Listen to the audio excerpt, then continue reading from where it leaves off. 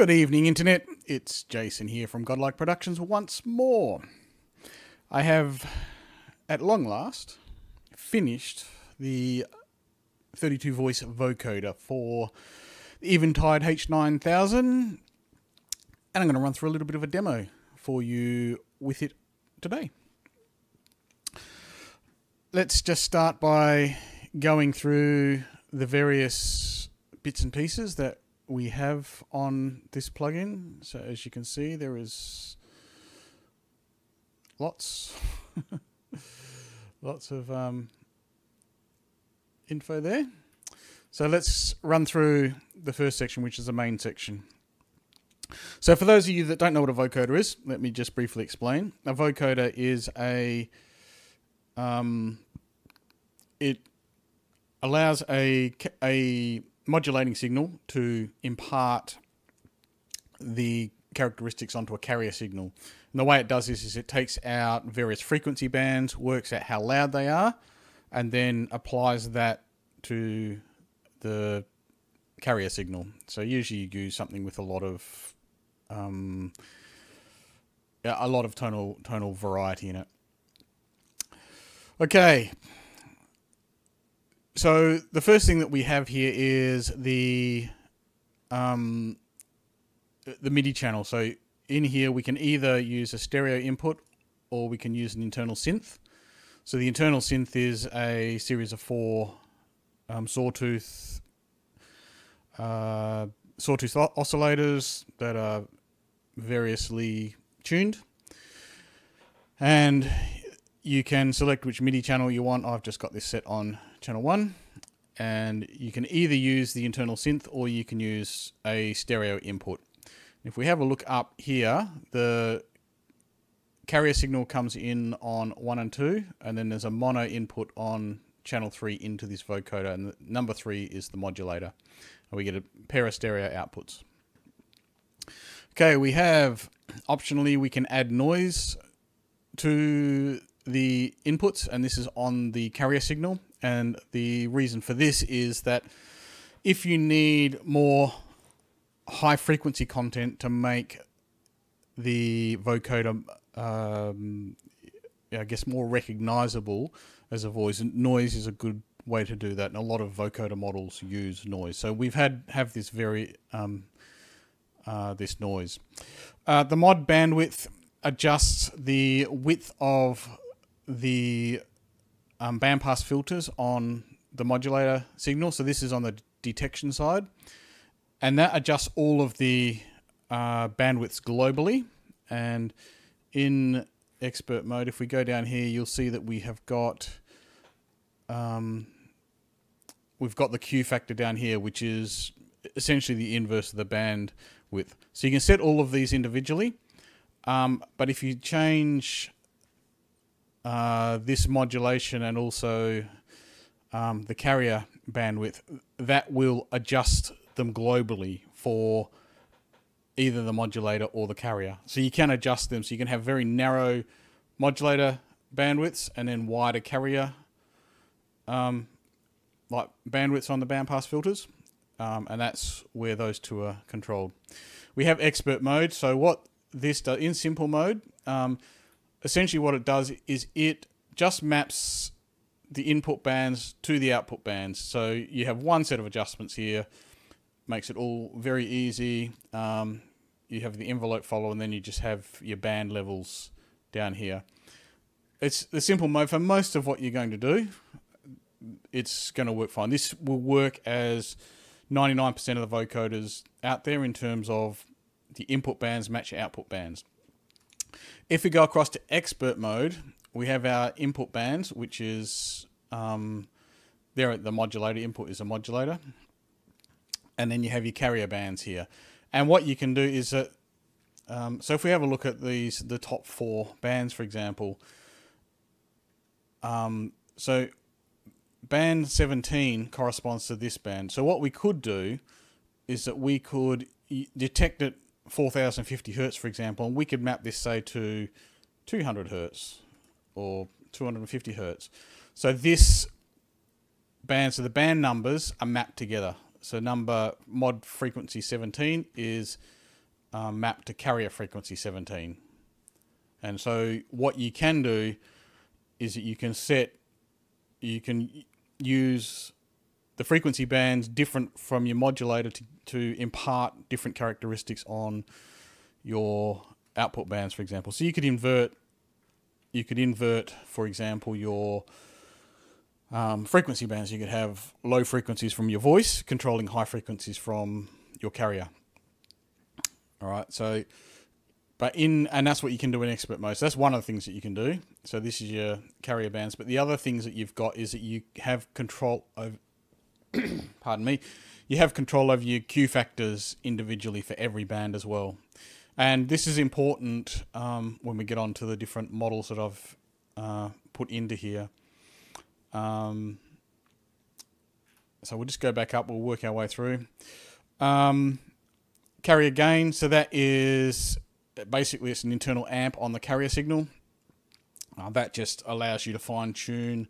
It's on the stereo. I don't think it has an impact on the internal synth. This master control, it's a master volume control. So if you change that, it changes all of these bands by the same amount. So it'll push them all up or all down. All right, so that's just a way to control overall volume. High pass frequency. So this is a high pass filter that acts on the modulator, and so this allows us to filter out a lot of the low frequencies, which we don't. Sometimes vocoders can get very muddy, so this can overcome that muddiness by bringing up this high pass filter. Modulator gain, much the same as carrier gain, so this increases as an internal amp on the modulator input. So you can change the gain on that. The dry gain is essentially a wet-dry control. So we can pull this up to let a little bit of the dry signal bleed through. And this can be quite important on vocal samples, for example. So you can just let a little bit of the dry signal come through so that you can hear things a little bit better. Carrier bandwidth, the same as modulator bandwidth, except it acts on the carrier. I'll come back to the model in a second. And this is a number of bands. So we can have 4 bands up to 32 bands, and these are the different numbers of bands that we can select. So we can have up to 32 bands on this vocoder. And finally, we have the model. And what I've done is I've modeled the band part, like basically the filter characteristics of the Roland VP330, the Bode 7702, which I think is the same as the Moog, and also the Cherry Audio vocoders. We have an EMS 3000, we have a Sennheiser VSM 201, Kurzweil K2600, and Waves vocoder. So essentially what I've done, they're not going to be exact models of them, but they are going to be quite the characteristics, the bandwidths, and the frequency bands are modeled the same as these different popular brands of vocoder. I'm happy to add some more into there if someone, because I've done a lot of research on putting these together. There are a lot of other vocoders out there, but trying to find information on the frequency, so the frequencies of each individual band plus the bandwidth of each individual band is quite difficult to come by. This seems to be part of the secret sauce of vocoder manufacturers. The other two that I have up here is a third octave, which is basically like a third octave EQ, and the bands are mapped the same as that. And then I've done an optimized 32 band, which really focuses on the sort of speech range. So it doesn't have a lot of the real deep sub basses and the real high treble, but it is a more intelligible vocoder than some of the other vocoders that have got less bands. So you can select any of these and it will populate automatically, and it'll adjust all of your carriers, your bandwidths. So we can go down to the the Bode 16 band vocoder, and there's all the various bandwidths. The band levels don't get adjusted, so by default they should be flat. But I've put something in here, so there'd be something more like this. Oh, come on.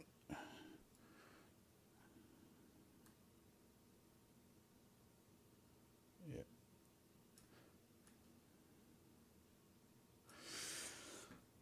Right.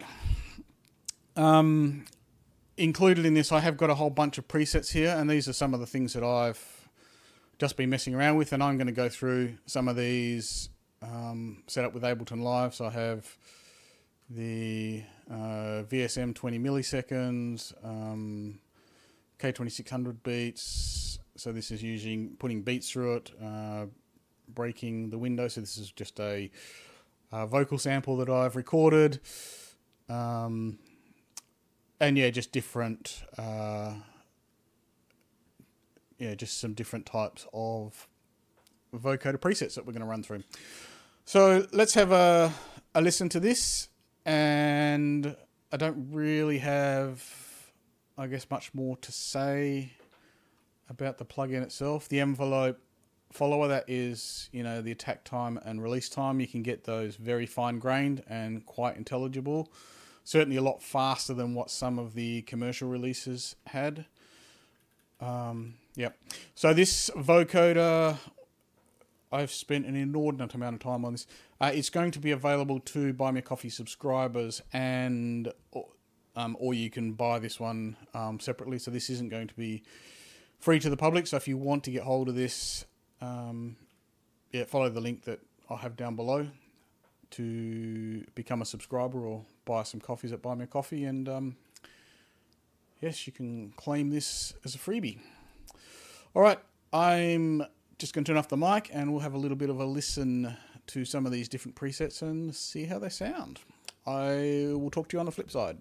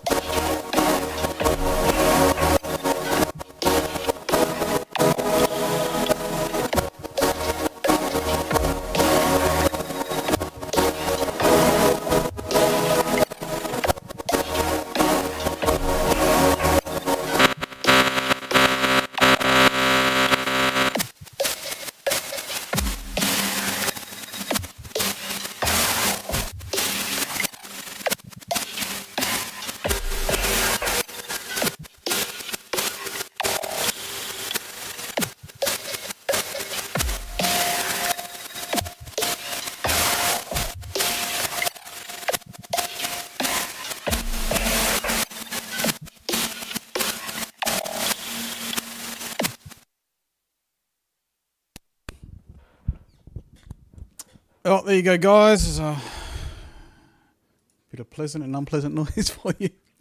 So I just ran through, I just had a couple of break beats and a vocal sample on there, and just ran through a bunch of different types of carrier waves. So some of those were internal, and some of those were had things like a super saw, some buzz waves,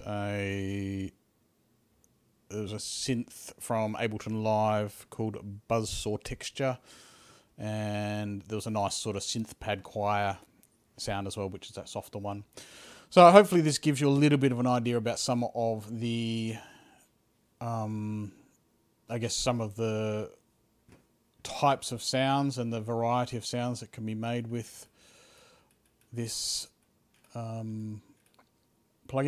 It has been it's a bit of a frightfully complex patch. I think there's I don't know, I think I'm getting up to 500-600 different DSP blocks within VSig on this one. I may do some more refining to this over time. I'm just sort of, I'll probably use this a little bit in some of my own productions and see where we end up. But so far I'm pretty happy with the results in terms of raw vocoder and the variety of sounds that we've got there. So this should be up. What day is it today? Saturday. I will hopefully have this up. Sometime this week, and by the time you see this video, it will be up. This is sort of the last stage I need to do to put the manual together, just so that people can see where the different what the different variety of sounds is. All right, thanks all. Thanks again for your support, particularly to all of my subscribers. You guys are absolute legends. We just finished off a commission for somebody, so that's quite exciting. And yeah, we'll be starting on some of the new, direction with some new plugins soon. All right, thanks all, and signing off now. I'll catch you all later. Bye.